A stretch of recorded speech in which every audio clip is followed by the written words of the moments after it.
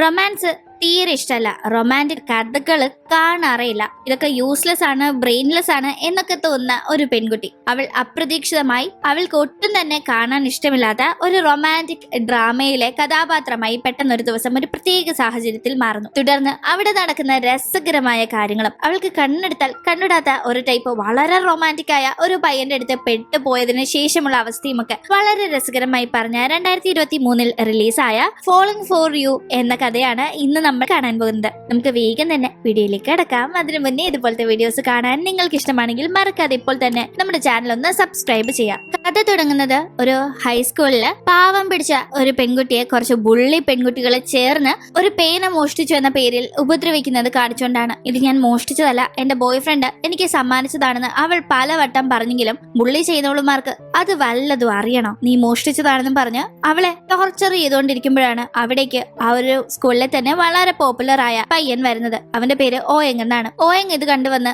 ഇവൾ എന്റെ girl friend ആണ്, ഇവൾക്ക് ഞാനാണ് അത് വാങ്ങിക്കൊടുത്തത്. കാര്യങ്ങൾ വ്യക്തമായി മനസ്സിലാക്കാതെ ആർക്കും തന്നെ ഇവളെ ഒന്നും പറയാനുള്ള അധികാരമില്ല എന്ന് പറഞ്ഞ് അവൻ അവരോട് തട്ടിക്കയറുന്നു. അങ്ങനെ അവളെ അവിടെ നിന്ന് ചേർത്ത് നിർത്തുന്ന അവൻ അവളെ കിസ് ചെയ്യുന്നുണ്ട്. ആക്ച്വലി ഇതൊക്കെ ഒരു ഡ്രാമയിലെ സീനാണ്. ആ ഒരു സീൻ ഈ ഡ്രാമയുടെ അണിയറ പ്രവർത്തകർ ഒരു വലിയ കമ്പനിയുടെ തലപ്പത്തിരിക്കുന്ന നമ്മുടെ കഥാനായികയായ സൂവിന് കാട്ടിക്കൊടുക്കുന്നു. ഈ ഒരു ഡ്രാമയ്ക്കുള്ള അപ്രൂവലിന് വേണ്ടിയാണ് കാണിക്കുന്നത്. പക്ഷെ സൂവിന് ഒരു പ്രത്യേകതയുണ്ട്. അവൾക്ക് റൊമാൻറ്റിക് ഡ്രാമകൾ കണ്ണിൽ കണ്ടുകൂടാ.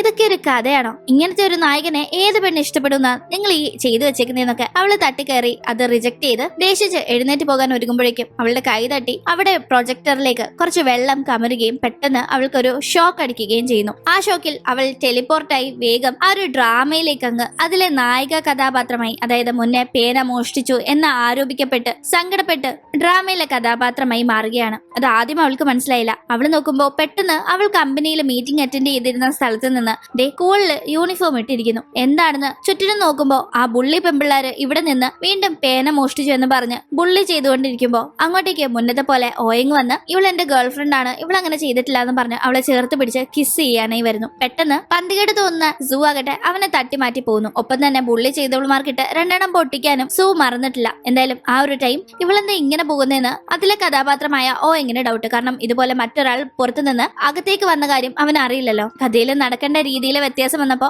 അവൻ അതൊന്ന് നോട്ടീസ് ചെയ്തു എന്ന് മാത്രം. എന്തായാലും അവൻ വീണ്ടും അവളുടെ പുറകെ നടക്കുന്നു. സൂ ഈ കഥയിലേക്ക് വന്നിങ്ങനെ ആ ഒരു കഥാപാത്രത്തിന്റെ സ്ഥാനത്ത് നിൽക്കുന്നത് കൊണ്ട് തന്നെ ഇനി അങ്ങോട്ട് ഈ ഒരു ഡ്രാമ പ്ലാൻ ചെയ്തത് പോലെയല്ല സംഭവിക്കുന്നത്. ഒരുപാട് മാറ്റങ്ങൾ അതിൽ വരുന്നു. ഇവൻ അവളെ വിടാതെ പിറകെ നടക്കുമ്പോ എന്നാലും ഞാൻ എങ്ങനെയാണ് ഇവിടെ വന്നുപെട്ടത്, എങ്ങനെ ഇവിടെ നിന്ന് എസ്കേപ്പ് ആവുന്ന അവൾ ദൈവത്തെ വിളിച്ച് പ്രാർത്ഥിക്കുമ്പോ ഈ ഡ്രാമ വേൾഡിന് ഒരു ദൈവമുണ്ട്. ആ ദൈവം അശരീരിയായി അവളോട് ഹാർട്ട് സ്റ്റോൺ എന്നൊരു സ്റ്റോൺ ഉണ്ട്, അത് നിന്റെ കയ്യിലെ ആ ഒരു ഹാർട്ടിന്റെ സിമ്പിൾ മായുന്നതിന് മുന്നേ നീ കണ്ടുപിടിച്ചാൽ മാത്രമേ ഈ ഡ്രാമ വേൾഡിൽ നിന്ന് നിനക്ക് തിരിച്ച് മനുഷ്യരുടെ റിയൽ വേൾഡിലേക്ക് പോകാൻ സാധിക്കൂ എന്ന ദൈവം അശരീരി പോലെ അവളോട് പറയുമ്പോ അവൾക്ക് അത് എങ്ങനെ കണ്ടുപിടിക്കണമെന്ന് യാതൊരു ഐഡിയ ഇല്ല. പക്ഷെ എങ്ങനെങ്കിലും കണ്ടുപിടിച്ച് തനിക്ക് ഒട്ടും ഇഷ്ടമില്ലാത്ത ഈ റൊമാൻറ്റിക് വേൾഡിൽ നിന്ന് തന്റെ വേൾഡിലേക്ക് പുറത്തു പോകണമെന്നേ അവൾ ചിന്തിക്കുന്നുള്ളൂ. അങ്ങനെ പിന്നീട് സൂ റോഡിലൂടെ നടന്നു പോകുമ്പോ അവളെ കുറച്ച് പേര് തട്ടിക്കൊണ്ടുപോയി നിർത്തുന്നത് ഓയിങ്ങിന്റെ ഫാമിലി ഓയിങ്ങിന് വിവാഹം കഴിപ്പിക്കാനായി കണ്ടുപിടിച്ചിരിക്കുന്ന മായി എന്ന പെൺകുട്ടിയുടെ അടുത്തേക്കാണ്. മായിയുടെ നിർദ്ദേശപ്രകാരമാണ് ഓയിങ് ഇഷ്ടപ്പെടുന്ന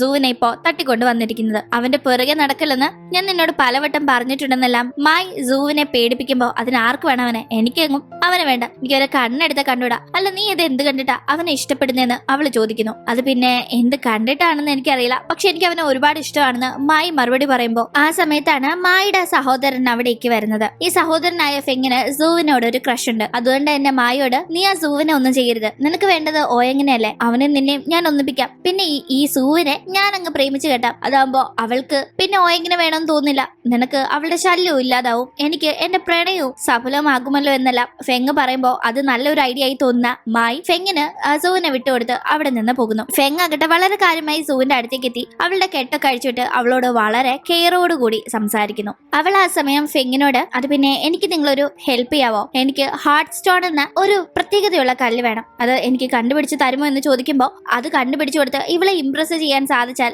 അത് നല്ലൊരു കാര്യമായി തോന്നുന്ന അവൻ അത് ഏൽക്കുന്നു. ഇതേ ടീം സു ഹാർട്ട് സ്റ്റോൺ എന്ന കല്ല് അന്വേഷിക്കുന്ന കാര്യം ഓയെങ്ങനെ മനസ്സിലായിട്ടുണ്ടായിരുന്നു. അവൻ അതിനെപ്പറ്റി ചോദിക്കുമ്പോൾ അവൾ എന്റെ പിറകെ നടന്ന് ശല്യം ചെയ്യാതെ എനിക്ക് അതൊന്ന് കണ്ടുപിടിച്ച് തന്ന് സഹായം ചെയ്തൂടെ എന്ന് ചോദിക്കുകയാണ് അവനോട്. ഇതേ സമയം ആ ഒരു കല്ല് ഓയങ് അന്വേഷിക്കാൻ തുടങ്ങുകയും അതറിഞ്ഞ് ഒരാൾ അവനെ ഫോൺ വിളിച്ച് അതെവിടെയാണുള്ളതെന്ന് എനിക്കറിയാമെന്നും കാശ് തന്നാൽ പറഞ്ഞു തരാമെന്നും പറയുന്നു. സൂവിന്റെ ആഗ്രഹം സാധിക്കാൻ വേണ്ടി കാശ് മുടക്കാൻ തയ്യാറായി ഓയങ് ആ വിളിച്ച ആളിനെ കാണാനായി പോകുമ്പോ ഓയങ് വളരെ സമ്പന്നനായതുകൊണ്ട് തന്നെ അവൻ എപ്പോഴും ബോഡി ഗാർഡും മാനേജറും ഒക്കെ നിഴല് പോലെ കൂടെ കാണും. മാനേജർ ഈ കാര്യം പറഞ്ഞ് അവനെ തടുക്കാണ്. വിളിച്ച ആളുടെ ജെന്യൂനിറ്റി അറിയാതെ പോയി വെറുതെ കാശ് കളഞ്ഞ് അപകടത്തിൽ പെടേണ്ടെന്ന് മാനേജർ പറയുമ്പോൾ അത് കേൾക്കാതെ അവൻ പുറപ്പെട്ടു പോകുന്നു. ഇതേ ടീം വെപ്രാളമാകുന്ന മാനേജർ വേഗം സൂവിന്റെ അടുത്തേക്ക് ചെന്ന് നീ അന്വേഷിക്കുന്ന ആ കല്ലിനെ പറ്റിയുള്ള വിവരങ്ങൾ എനിക്കറിയാം. പക്ഷെ ഇപ്പോ ഓയങ് ഒരു ഫോൺ കോൾ വന്നതിനെ തുടർന്ന് ആ കല്ല് വാങ്ങാനായി വിളിച്ചിരിക്കുന്ന ആളെ കാണാനായി പോയിരിക്കാണ്. അവൻ പോകുന്നത് അപകടത്തിലേക്കാണ്. എന്തായാലും അതിലൂടെ യഥാർത്ഥ കല്ലായിരിക്കില്ല അവന് കിട്ടാൻ പോകുന്നത്. അതുകൊണ്ട് നിനക്ക് ആ കല്ലിനെ പറ്റി ഡീറ്റെയിൽസ് അറിയണമെങ്കിൽ ഞാൻ പറഞ്ഞുതരാം. പക്ഷെ പകരം നീ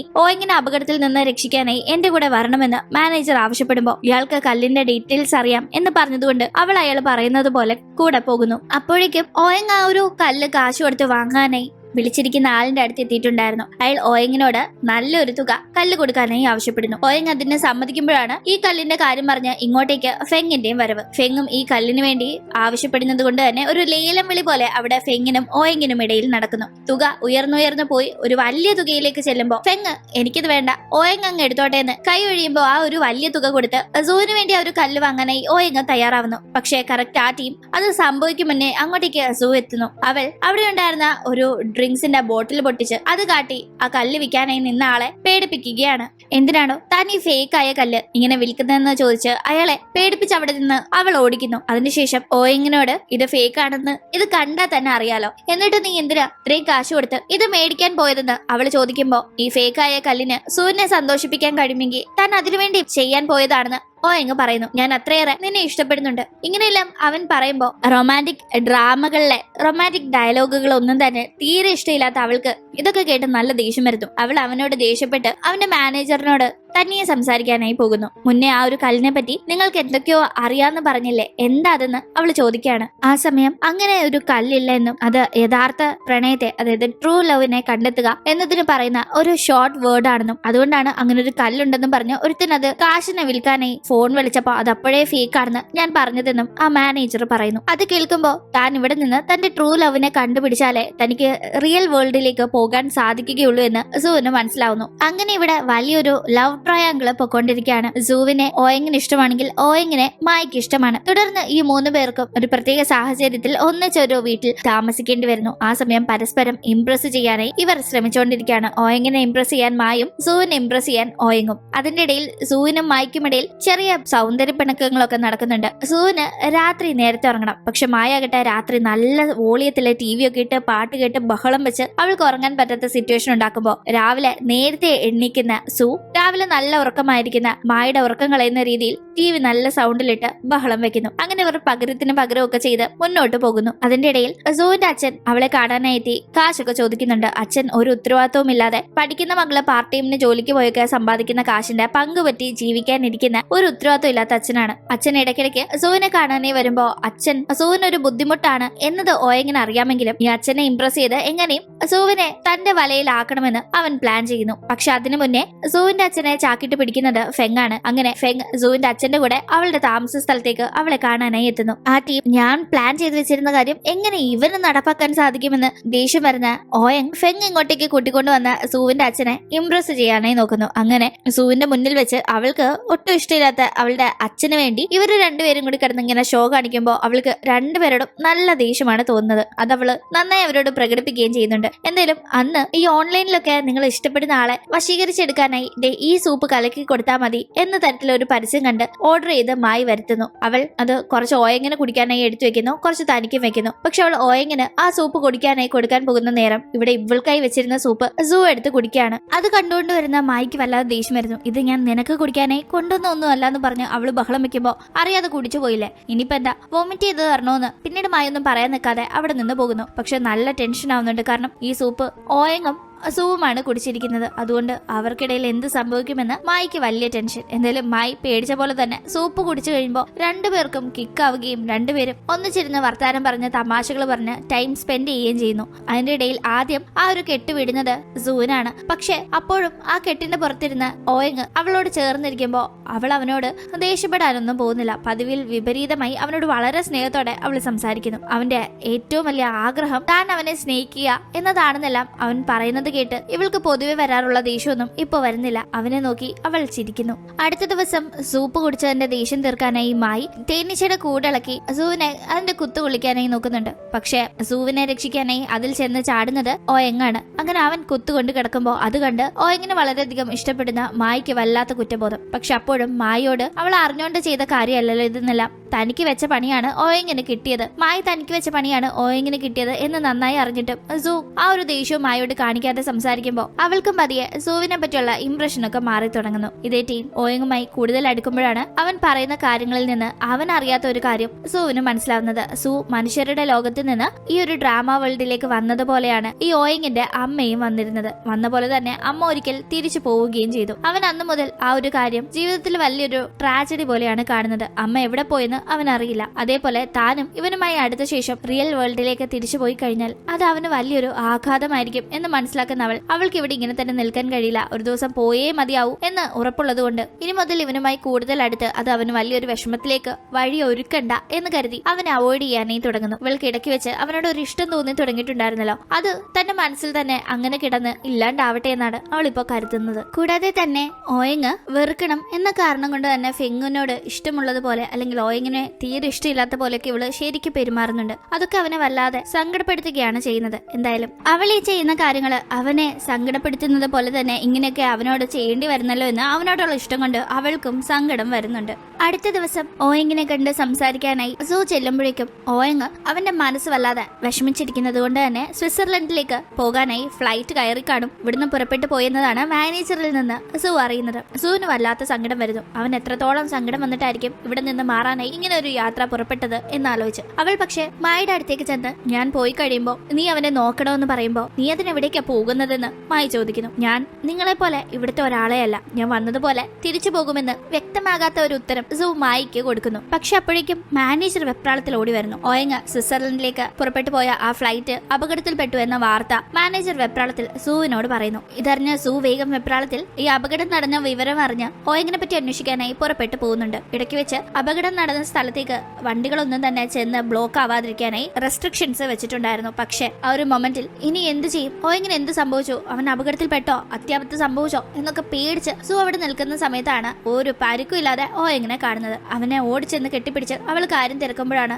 ഇവൻ ആ ഫ്ലൈറ്റിൽ കയറിയില്ല, ഫ്ലൈറ്റ് മിസ്സായിരുന്നു, അത് പക്ഷേ ഇങ്ങനെ നല്ലൊരു കാര്യത്തിനാണെന്ന് ഇപ്പോഴാണ് മനസ്സിലായത് എന്ന് പറയുന്നത്. എന്തായാലും ആ ഒരു മൊമെന്റിൽ തന്റെ ഉള്ളിലുള്ള ടെൻഷൻ ഒക്കെ മറന്ന് സൂ അവൾക്ക് ഉള്ളിലുള്ള ഇഷ്ടം തുറന്നു പറയേണ്ടി വരുന്നു. മനഃപൂർവ്വം താൻ അങ്ങനെ ഇഷ്ടക്കേട് ഭാവിച്ചതാണെന്നും തനിക്ക് ഓയങ്ങിന് ഇഷ്ടമാണെന്നും അവൾ അവനോട് തുറന്ന് സമ്മതിക്കുകയാണ്. അങ്ങനെ രണ്ടുപേരും അവിടെ ഹാപ്പി ആയിട്ടിരിക്കുന്നു. ഇതറിയുന്ന ഫെങ്ങിന് കലിയിളകുന്നു. കുട്ടിക്കാലം മുതലേ ഞാൻ എന്താഗ്രഹിച്ചാലും അതെല്ലാം ഓയങ്ങിനാണ് കിട്ടാറുള്ളത്, പക്ഷെ ഇത് ഞാൻ അങ്ങനെ വിട്ടുകൊടുക്കില്ല എന്ന് പറഞ്ഞ് കലിയിളകുന്ന അവൻ ഓയങ്ങും സൂവും ഒന്നിച്ചുള്ള ടീം അവരെ വണ്ടി ഇടിപ്പിച്ച് കൊല്ലാനായി ശ്രമിക്കുന്നു. പക്ഷെ അവന് അങ്ങനെ എന്തെങ്കിലും ചെയ്യാൻ സാധിക്കും മുന്നേ മായ അതറിഞ്ഞ് അത് തടുക്കുകയാണ്. നീ അവൾക്ക് വേണ്ടി എന്തെങ്കിലും ചെയ്തു കൂട്ടി നീയായിട്ട് പ്രശ്നത്തിൽ ചെന്ന് ചാടരുത്. അവൾ എന്നോട് കുറച്ചു നാൾ കഴിഞ്ഞ് ഇവിടെ നിന്ന് പോകുമെന്ന് പറഞ്ഞിരുന്നു, അതുവരെ നീ ഒന്ന് വെയിറ്റ് ചെയ്യും. എനിക്ക് ആകെ ഫാമിലി എന്ന് പറയാൻ നീ മാത്രമേ ഉള്ളൂ. നീ എന്തെങ്കിലും അപകടത്തിൽപ്പെട്ട പിന്നെ എനിക്ക് ആരുമില്ല എന്ന് പറഞ്ഞ് ഫെങ്ങിന്റെ മുന്നിൽ നിന്ന് മായി കരയുമ്പോൾ അവനും അവള് പറയുന്നത് കേൾക്കാൻ തീരുമാനിക്കുന്നു. അപ്പോഴേക്കും ഇവിടെ ഓയങ്ങിന്റെയും സൂവിന്റെയും റിലേഷൻ നല്ല രീതിയിൽ മുന്നോട്ട് പോകുന്ന ഒരു ദിവസം സൂവിന്റെ കയ്യിലെ ആ ഒരു ഹാർട്ടിന്റെ സിമ്പിൾ മായാണ്. അതോടുകൂടി അവൾക്ക്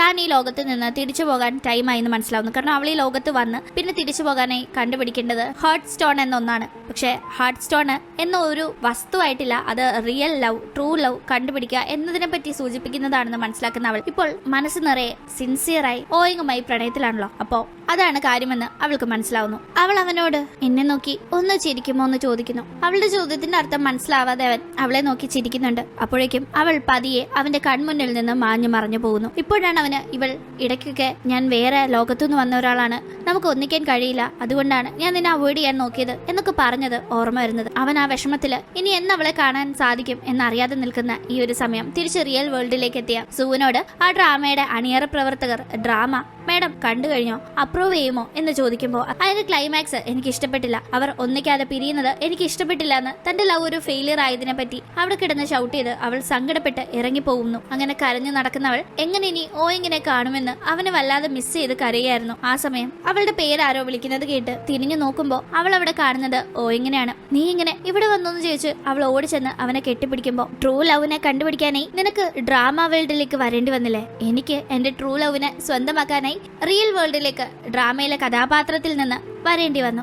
അത്രേ ഉള്ളൂ വ്യത്യാസം. ഇനി നമ്മളെ ആർക്കും പിരിക്കാൻ പറ്റില്ല എന്ന് പറഞ്ഞ് അവൻ അവളെ കെട്ടിപ്പിടിക്കുന്നു. അങ്ങനെ ഇവർ രണ്ടുപേരും ഇവിടെ ഹാപ്പിയായി ഒന്നിക്കുന്നത് കാണിച്ചുകൊണ്ട് ഈ ഒരു കഥ ഇവിടെ അവസാനിക്കുന്നു. ഇന്നത്തെ വീഡിയോ നിങ്ങൾക്ക് ഇഷ്ടപ്പെട്ട് കാണുമെന്ന് പ്രതീക്ഷിക്കുന്നു. ഇഷ്ടപ്പെട്ടെങ്കിൽ മറക്കാതെ വീഡിയോ ലൈക്ക് ചെയ്തും ഷെയർ ചെയ്തും സബ്സ്ക്രൈബ് ചെയ്തും സപ്പോർട്ട് ചെയ്യുക. വീണ്ടും കാണും വരെ ബൈ.